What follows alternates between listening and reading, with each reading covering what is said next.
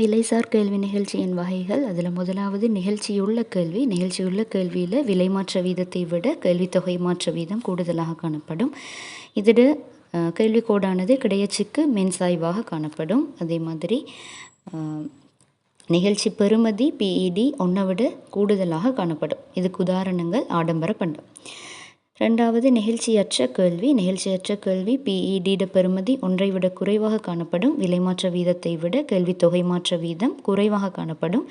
இதில் கேள்விக்கோடு நிலைக்குத்தச்சிக்கு மென்சாய்வாக காணப்படும். இதுக்கு உதாரணம் அத்தியாவசிய பண்டங்கள் எல்லாமே இதுக்கு உதாரணமாக கருதப்படும். அடுத்தது அலகுசார் நிகழ்ச்சி.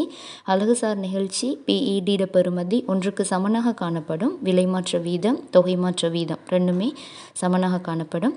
இதில் பிரதானமாக நுகர்வோர் செலவீட்டு முறைப்படி தான் நிகழ்ச்சியோட பெறுமதி கணிப்பிடப்படுது.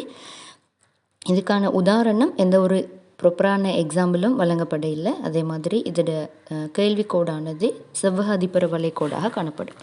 அடுத்தது பூச்சிய அல்லது முற்றாக நிகழ்ச்சி அற்ற கேள்வி. அதாவது PED பெறுமதி பூச்சியத்திற்கு சமனாக காணப்படும். விலையில் எத்தகைய மாற்றம் ஏற்பட்ட போதிலும் கேள்வித்தொகையில் எந்த விதமான மாற்றமும் ஏற்படாது. இதோட கேள்விக்கோடு நிலைக்குத்தச்சிக்கு சமாந்தரமாக காணப்படும். இதுக்கான உதாரணம் பதிலீடுகள் அற்ற பண்டம். எந்த விதமான பதிலீடுமே இல்லாத பொருட்கள் உதாரணமாக கருதப்படும்.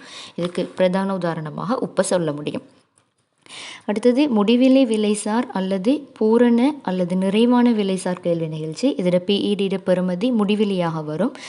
விலையில் எத்தகைய மாற்றம் ஏற்படாத போதிலும் கேள்வித்தொகையில் மாற்றம் ஏற்படுமாக இருந்தால் அது முடிவிலி விலைசார் கேள்வி நிகழ்ச்சி. இதோட கேள்விக்கோடு கிடையச்சிக்கு சமாந்தரமாக காணப்படும். இதுக்கு உதாரணம் பூரண பிரதியீட்டு பொருட்கள் அல்லது ஏற்றுமதி பொருட்கள் அனைத்துமே இதுக்கு உதாரணமாக கருதப்படும்.